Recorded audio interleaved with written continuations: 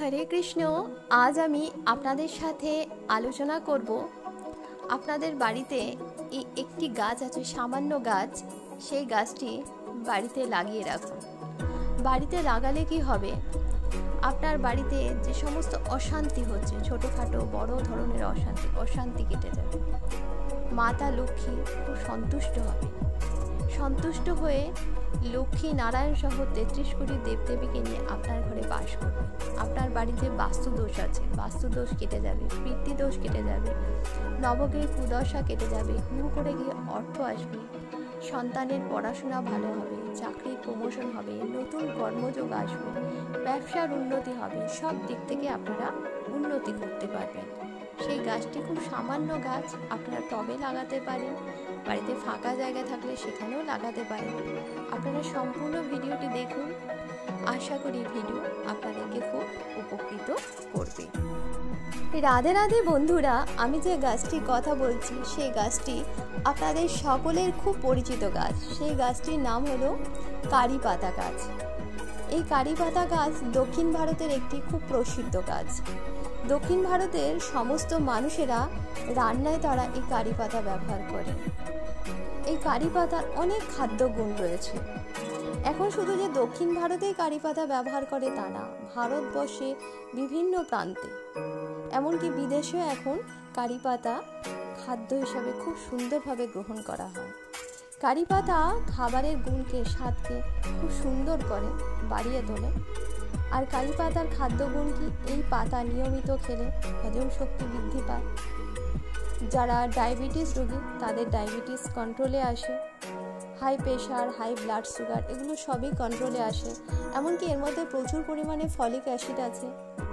এমনকি যারা অ্যানিমিয়ায় ভুগছেন তারা এই গাছের পাতা নিয়মিত খেলে রক্ত বৃদ্ধি হয়, হাড়কে শক্ত করে। এই পাতার নানাবিধ গুণ, এই পাতাকে বিভিন্নভাবে আয়ুর্বেদিক শাস্ত্রে ব্যবহার করা হয়।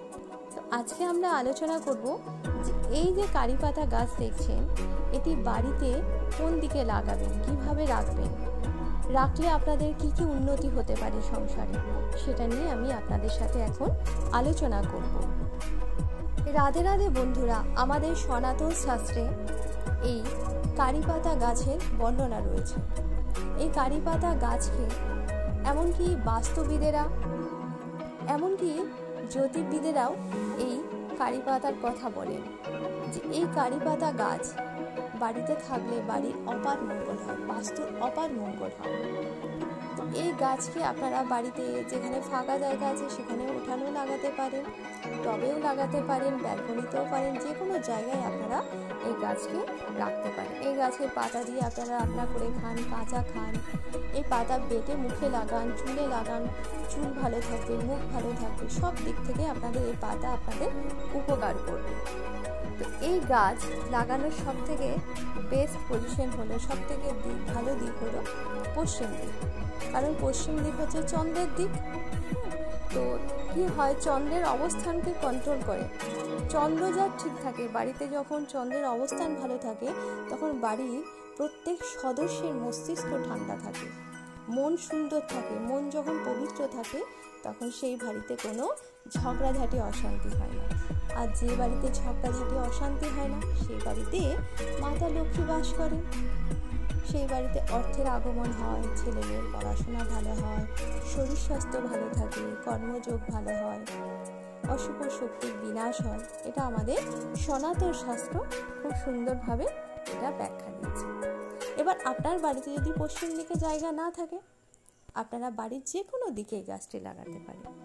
সেটা দক্ষিণ দিক হোক, উত্তর দিক হোক, পূর্ব দিক হোক, পশ্চিম দিক হোক, লাগাতে পারেন। আবার শাস্ত্রে বলছে এটাকে ঈশান কোণেও লাগাতে পারে। এই গাছটি যদি ঈশান কোণেও লাগানো হয় তাহলেও ভগবান খুব সন্তুষ্ট হন এবং কৃপালু হয়ে আপনার বাড়িতে যত রকম অশুভ শক্তি আছে সব কিছু কাটিয়ে দিয়ে শুভ শক্তিকে নিয়ে আসে। এই গাছ যেখানে থাকে একে বলা হয়, কি বলবো, এই গাছটা এত উপকারী গাছ, আপনি বাড়িতে রাখলে নিজে বুঝতে পারবেন। এটাকে মিষ্টি নিম বলা হয়।